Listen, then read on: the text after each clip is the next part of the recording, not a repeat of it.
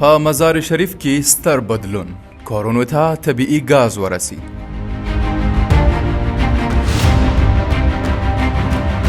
آیا پوهېږئ چې د طبیعي ګاز استعمال د ډبرو، سکرو او لرګیو په پرتله تر 80% پورې لږ ککړتیا تولیدوي او دا چې د سونګ توکو لګښت تر نیمایي پورې راټیټوي؟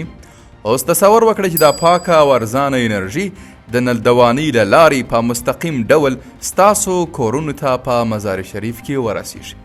دا نور یوازې یو خوب نه دی، بلکې یو حقیقت دی چې اوس په مزارشریف کې پیل شوی دی. په دوام کې زموږ سره اوسئ ترڅو د دې سترې پروژې له جزئیاتو خبر سئ او دا مه هېروئ چې د اروج څېړنیزې او خپرندویو ادارې چینل سبسکرایب کړئ ترڅو هیڅ پرمختګ له لاسه ورنه کړئ. د پایدارې پراختیا په لور یو مهم ګام کې د مزارشریف ښار د نلدوانۍ سیسټم له لارې د ښاري ګاز رسونې پروژې رسمي پیل شاهد دی.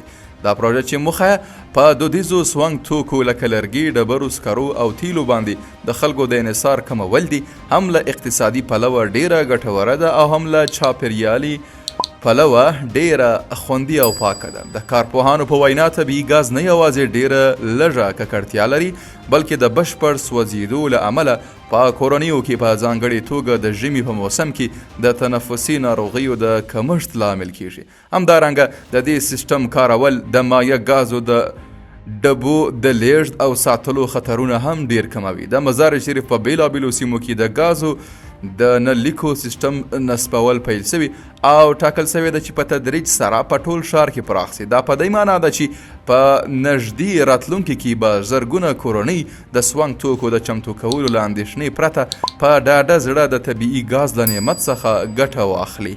دا پروژه د سیمه ییزو بنسټونو په همغږۍ او دقیق تخنیکي نظارت سره د ښاري ژوند د کیفیت د ښه کولو او د چاپېریال ساتنې په برخه کې یو له ستراتیژیکو ګامونو څخه شمیرل کیږي. د اروج خپرندویه اداره د یوې خپلواکې او ولسي رسنۍ په توګه د دې پروژې له پیل څخه تر نن ورځې پورې د ښاریانو ترڅنګ ولاړه ده او همداسې به دوام وکړي.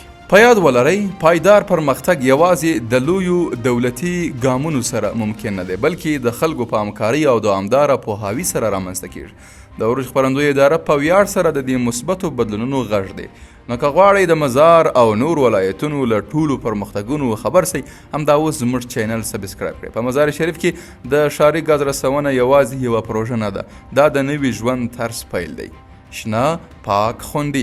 په داسې زمانه کې چې د سونګ توکو بیې اسمان ته ختلي او طبیعت مخ په زوال دی، دا ډول اقدامات کولی شي د زرګونو کورنیو ژوند بدل کړي او موږ په اروج څېړنیزه او خپرندویه ادارې کې ژمن یو چې ستاسو سره او ستاسو لپاره او ستاسو ترڅنګ د دې پرمختګونو کیسې واورو. تر بلې ویډیو پورې خدای مو مل شه.